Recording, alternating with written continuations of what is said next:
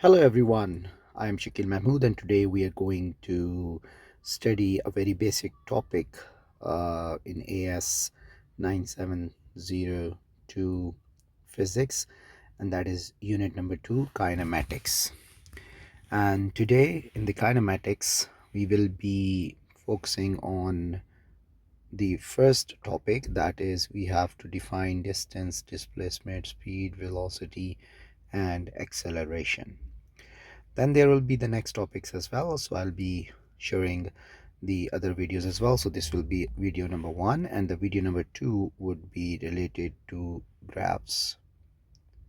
Video number 3 would be related to equations of motion, and then video number 4 will be related to measuring gravitational acceleration and terminal velocity. Okay, so the content that we will be discussing in this video will be primarily from IGCSE physics. The first term is distance. Distance is the total length moved by an object between any two or more points. Its unit is SI unit is meter, and it's a scalar quantity. Examples can be many. Let's say if an object is moving, irrespective of considering its direction, we say that the total length moved by object will be the distance. If we want to calculate the distance, there can be several equations. The most basic one is distance equals speed into time. You use this only when the speed is constant. The second is if the object is moving along a circular track, so the distance will be equal to circumference.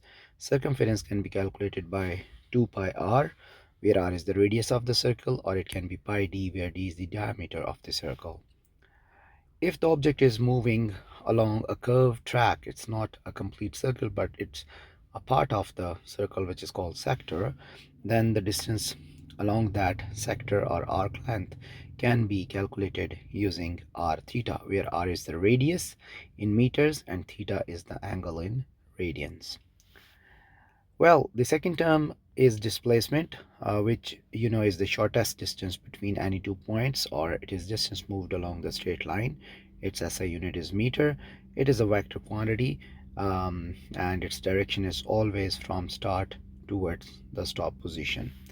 If we look upon the equations, the first equation is from the velocity. Displacement is velocity into time. This you use only if the velocity is constant. The other one is displacement is found by using the Pythagoras theorem. This usually happens when the object changes its direction at right angle, and then you have to find the displacement. Third one is the equation of motion involving displacement. We will discuss this in video number 3. I have written 3 equations of motion. S is ut plus 1 by 2 at square.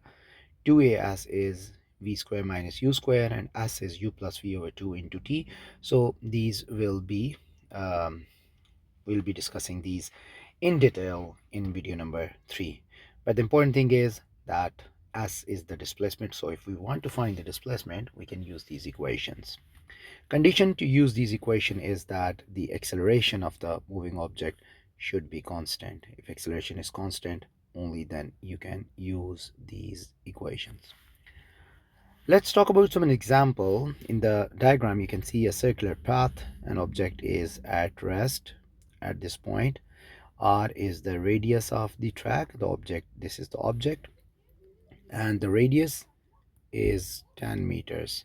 So what you have to do is you have to find the distance moved and the displacement for these 5 parts. The first one is half cycle. If the object has moved through half a cycle, so half a cycle means the object moved from here till this point only.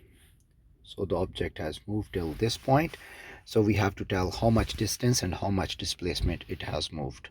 So if we got the solution of this, so we can say that the distance is equal to half of the circumference, because this is the half circle. So this is like 2 pi r over 2. So this got cancelled away, so it is pi r. So the distance moved will be pi times r, and r is 10. So the distance will be 31.4 meters. So this is the distance moved, which is half of the circumference. The next one is the displacement. Displacement is equal to diameter, because if you look upon this thing, the displacement according to the definition is the shortest distance from start towards stop. So this is the displacement, and displacement in this case is equal to diameter. So it is 10 plus 10, so it is 20 meter, and the diameter have the direction as well, so its direction is to left. So that's how you solve the part 1. You can pause the video and you can try part 2, part 3, part 4 and part 5, and then you can play the video again to check your answers. You can pause the video now. Okay, as you're done with these parts, so let me solve these parts for you so that you can check that whether you have done these questions correctly or some correction is required. For the second one, 1/4 of the cycle, 1/4 of the cycle. So if it moved to 1/4 of the cycle, so we say that, let's say if this is the circle, so the 1/4 means that it started its motion from here and it went to 1/4 over there. So this is 1/4. So you have to find this displacement, distance, sorry. So the distance is equal to circumference divided by 4, because there are 4 parts in a circle, so you have covered only one of them. So it is 2 pi r over 4, so it is pi r over 2, and you simply plug in the values over there to get the answer. So that will be your answer. You can just simplify this thing. Okay, for the displacement, you use Pythagoras theorem. Why you use Pythagoras theorem?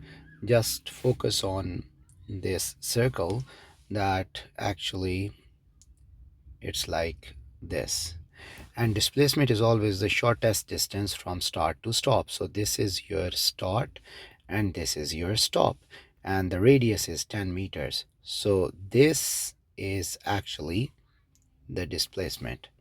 So what you do, you just use the Pythagoras theorem to find this.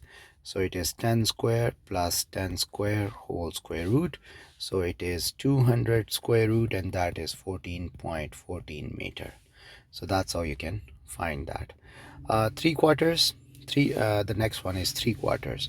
So if the object have moved through 3/4 on the circle, then you have to tell that how much distance it has moved and how much displacement. So again, it started from here. 3/4 mean that it moved all the way till this point. So 1/4, 2/4, 3/4. So the distance will be 3/4. So what we can say, that the distance moved is 3 by 4 of circumference, because this is 3/4. So it will be 6 pi r over 4, and you just plug in the value. So you just simplify it to get the answer.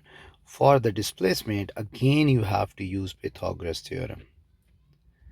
And interestingly, if you use the Pythagoras theorem over there, so this is the start point and this is the stop point. So the shortest distance between start and stop, this will be displacement. So again, the radius is 10. So you will end up in the same calculation as you have done over here. So it will be the same thing.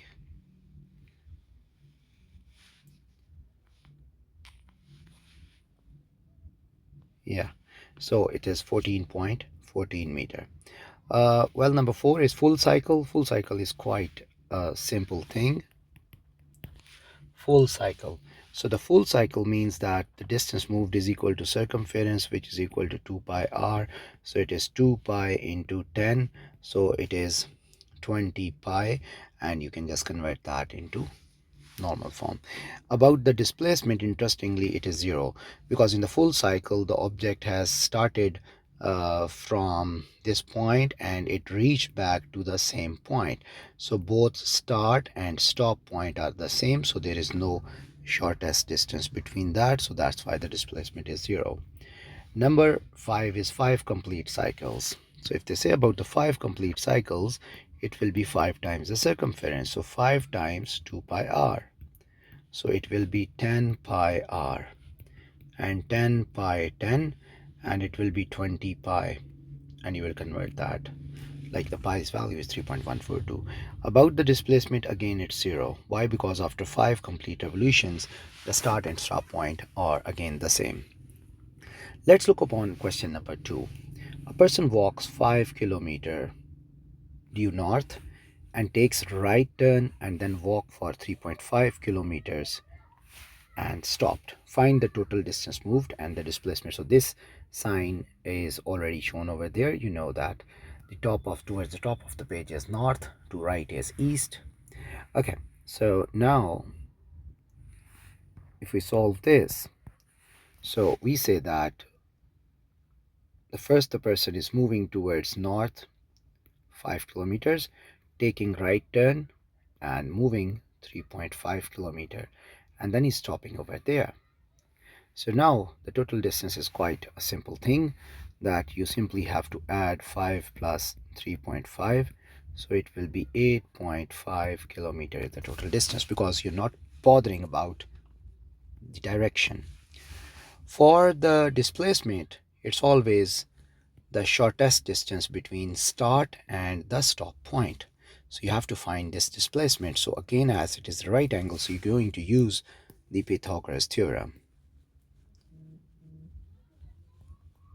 Okay, so Pythagoras theorem states that it is 5 square plus 3.5 square, and then you have to take the whole root and you will get the answer.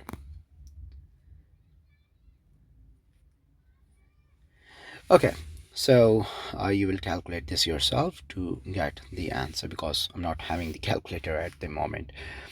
Okay, so about the direction, whatever the distance will be, its direction will be northeast, because it's between north and east, like the displacement is over there, so this is between north and east. Okay, now we have to look upon the other simple term, which is speed. Speed, you know, is the rate of change of distance. Speed is rate of change of distance. Its SI unit is meter per second. Common unit is kilometer per hour. It is a scalar quantity. Average speed is the total distance moved divided by total time taken, and average speed also represents a single value of the speed for the whole journey. If you want to find average speed, that's very interesting. It's total distance over total time, and the total time will include the rest time as well. So it is from start of journey to stop, including rest time during the journey.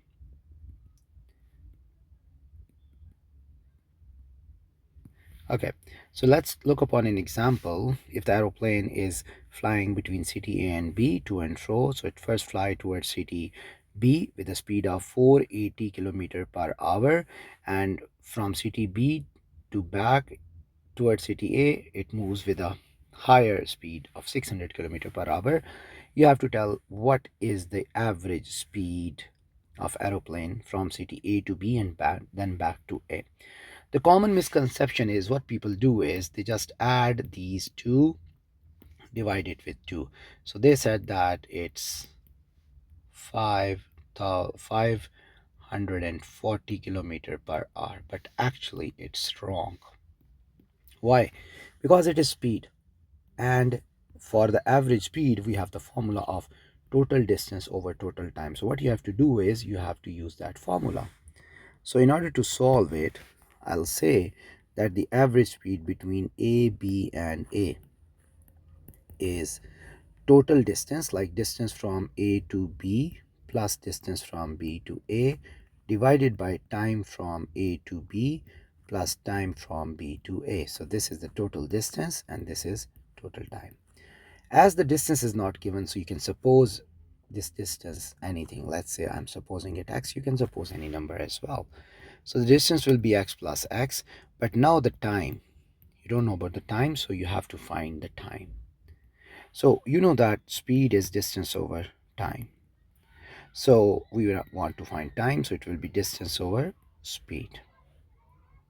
Okay, so now we want to find the time from A to B. So distance from A to B is x and the speed is 480. And now for the second one, time from B to A, it will be different because this aeroplane speed is faster. So it will be distance is x and speed is 600. So what you do is you just plug in this time value over there. So we'll say that the total time is time from A to B plus B to A. So what you do is you simply add these time. So of course you'll have to take the LCM for this and then you can get the total time. Okay, so now what you do is you just put the value over there. So average speed from A to B and then back to A is the total distance, which is 2x over total time. Let me take the LCM of this. Okay, so the LCM for this is 9x over 2400. So I'll put this value over there, 9x over 2400, and I'll fix this. So this is 2x into 2400 over 9x. And now this xx goes away and this will be 4800 divided by 9, which is equal to 533.3. So the average speed from A to B and back to A for the aeroplane is 533.3 kilometer per hour, and in appropriate significant figure it will be 530 kilometer per hour. This is very important. Why? Because in your data 600 kilometer per hour is having one significant figure, which is the least significant figure, and we have learned that your answer significant figure depends upon the least significant figure, and you have to write in least or you can write in one more than least. So that's why I wrote in one more than least, which is 530, and this is your raw answer which you always have to write. Well, now let's jump into velocity. Velocity is rate of change of displacement. As you know, it's displacement over time. Its unit is same as speed, meter per second. It's a vector quantity and its direction is always along the motion. So one interesting thing that velocity is equal to speed plus direction. You can also define velocity as speed in a particular direction. So if your velocity is steady, constant, or uniform, it means that the speed of the object is constant and the object is moving along straight line. It's not taking turn. Straight line can be horizontal, it can be vertical, it can be anywhere but a straight line. It means it is not changing its direction. Only then you say that velocity is constant. So if any one of the speed or direction changes, then velocity will be non-uniform, variable, or changing. Well, as velocity is vector, so the sign convention is very important. Whenever the object is moving, whether it is moving upward, downward, left, right, anywhere, so along the initial direction, you will always take the velocity as positive, and opposite to the initial direction, you will take the velocity as negative. So let's take an example. An object, a ball, is moving with 10 meter per second towards a wall. This is the wall, and it hits and it rebounds at 6 meter per second. You have to find change in speed. Change in speed. So you know speed is scalar. So you'll just say initially its speed was 10 and final is 6. So 10 minus 6 is 4. So you will say that the change in speed is 4. The object has lost its speed.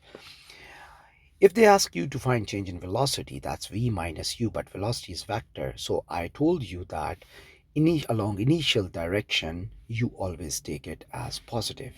So the initial direction was 10 meter per second. So, and the final is 6. So as 6 meter per second is to left, so you're taking its velocity as negative. So that's why v is final, which is -6, and u is initial, which is 10. And this negative sign is the formula sign. So it's -6 -10. So the change in velocity is -16 meter per second. Average velocity is same as the average speed. It's the total displacement over total time, except it has got two equations. One is the general equation and one is the conditional equation. If the object's acceleration is constant, then you can find average velocity by adding the minimum and maximum velocity and dividing it with 2. Okay, about acceleration, it's rate of change in velocity over time, v minus u over t. It is meter per second square. It is factor, and its direction is same as the resultant force direction acting on the object. About the types, acceleration has got two types. One is positive, one is negative. So negative acceleration is also known as deceleration. About constant or uniform acceleration, well, you know that in if the acceleration has to be constant, then the speed change, that is whether the speed is increasing or decreasing, should be at the constant rate. And if the object is moving along straight line, like imagine that the object is moving along straight line, so its speed should be increasing at constant rate, like every second speed should be increasing in same value, or speed should be decreasing in the same value. So in both the cases, the object will have constant acceleration. Okay, but remember, when the speed decreases, then that constant acceleration will be constant negative acceleration. That is also called deceleration. Second situation is if the direction is changing uniformly. Let's say object is moving along circular track and its speed is constant, then we can say that its acceleration is constant. Why? Because the object is changing its direction at a constant rate. So if the object is moving along circular track, right, and it reaches here and its speed is 10 meter per second, when it reaches here its speed is still 10 meter per second, reaches here its speed is still 10 meter per second, reaches here its speed is still 10 meter per second. So as it's moving with constant speed, but we cannot say that its acceleration is zero. Why? Because its direction is changing. Here the direction is upward, here is to your left, here is bottom of the page, and here towards your right. That's why we say if the object is moving with constant speed along a circular track, it is still accelerating. Well, finally the last thing, uh, the important questions related to distance, displacement, speed, velocity, and acceleration. Question number 1. Object moving with a constant speed along a circular track is said to be in accelerating state. Explain why. The good thing is I just have explained that thing before, so we can answer it as the direction of motion changes at constant rate. So velocity changes. This leads to constant acceleration. I just explained before this question. Question number 2. What is the average velocity of the object if it accelerates uniformly between 5 meter per second and 25 meter per second? Now you can see that they're saying that it accelerates uniformly. Focus here. So if it accelerates uniformly, its acceleration is initial velocity plus final over 2. So you'll do 5 plus 25 over 2. 30 over 2, and it is 15 meter per second. But remember, you will be using this only when they say that acceleration is constant. Question number 3. A ball is dropped from the certain height. It lands on ground with 35 meter per second and rebounds at 20 meter per second. Find the change in velocity. By the way, you can also pause the video and solve it yourself, and then you can check that whether your answer is correct or not. So let's say this is the ball which is going to hit the ground at 35 meter per second, and the next moment it rebounded back with a speed of 20 meter per second. So we know that velocity is vector, so initial velocity is always positive and the final one is negative. So the change in velocity is final minus initial. Final is minus 20. This minus is the negative sign of the formula, and then 35. 35 is positive. So it is minus 20 minus 35. So the change in velocity will be negative 55 meter per second. Last question, a car decelerates from 100 km per hour to 20 km per hour in 5.4 seconds. Find the amount of deceleration. So I'll be giving you the hint, and what you do is you have to write the answer in the comment section of this video. This will make me able to see that whether everyone has watched the video or not. So the initial is 100 km per hour. You convert that into meter per second. The final is 20 km per hour. You convert that into meter per second. The time is given, and then you use the equation A is V minus U over T to get the answer. So whatever answer you got, you have to write in the comment section. Thank you for watching the video. I hope this was useful for you. It was just a revision of some very simple concepts related to kinematics.